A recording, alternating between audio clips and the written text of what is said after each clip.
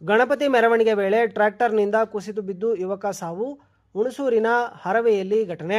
ಮೈಸೂರು ಜಿಲ್ಲೆಯ ಹುಣಸೂರು ತಾಲೂಕಿನ ಹರವೆಯಲ್ಲಿ ಗಣಪತಿ ಮೆರವಣಿಗೆ ವೇಳೆ ಟ್ರ್ಯಾಕ್ಟರ್ನಿಂದ ಕುಸಿದು ಬಿದ್ದು ಸಾವನ್ನಪ್ಪಿರುವ ಘಟನೆ ನಡೆದಿದ್ದು, ಆಟೋ ರಾಜು ಸಾವನ್ನಪ್ಪಿದ್ದಾನೆ.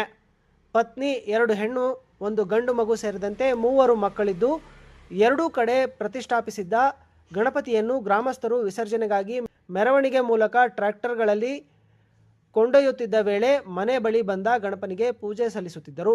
ಈ ವೇಳೆ ಟ್ರ್ಯಾಕ್ಟರ್ನಿಂದ ಆಟೋ ರಾಜು ಒಮ್ಮೆಲೆ ಕುಸಿದು ಕೆಳಕ್ಕೆ ಬಿದ್ದಿದ್ದಾರೆ. ಚಿಕಿತ್ಸೆಗಾಗಿ ತತ್ಕ್ಷಣವೇ ಹುಣಸೂರು ಆಸ್ಪತ್ರೆಗೆ ಕರೆತರಲಾಗಿದ್ದು, ಮಾರ್ಗ ಮಧ್ಯದಲ್ಲೇ ಪ್ರಾಣಪಕ್ಷಿ ಹಾರಿ ಹೋಗಿದೆ. ಘಟನೆಯಿಂದ ವಿಸರ್ಜನೆಯ ಸಂಭ್ರಮದಲ್ಲಿದ್ದ ಗ್ರಾಮದಲ್ಲಿ ಸೂತಕದ ಛಾಯೆ ಆವರಿಸಿದೆ.